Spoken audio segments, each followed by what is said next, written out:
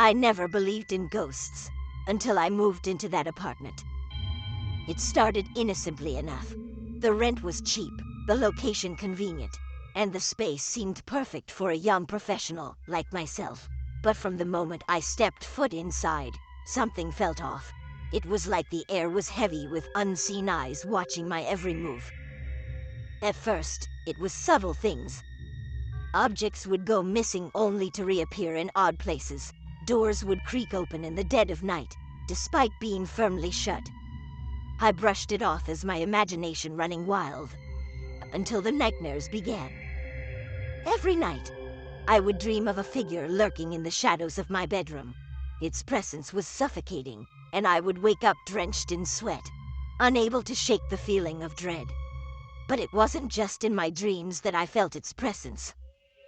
I started hearing whispers echoing through the empty rooms, faint at first, but growing louder with each passing day.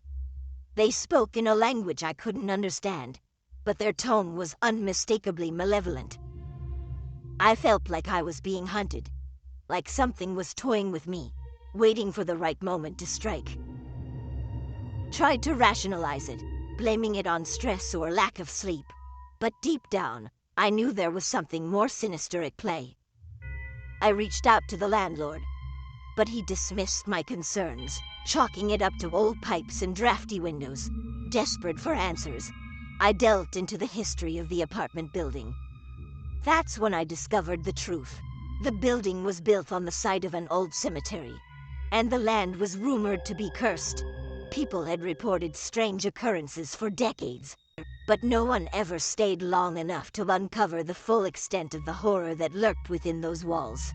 Terrified but determined, I knew I had to leave, but the apartment had other plans. As I packed my bags, chills swept through the room, and I felt a cold hand grip my shoulder. Turned to see the figure from my nightmares standing before me, its eyes burning with malice. With a scream, I broke free and ran for the door, vowing never to return.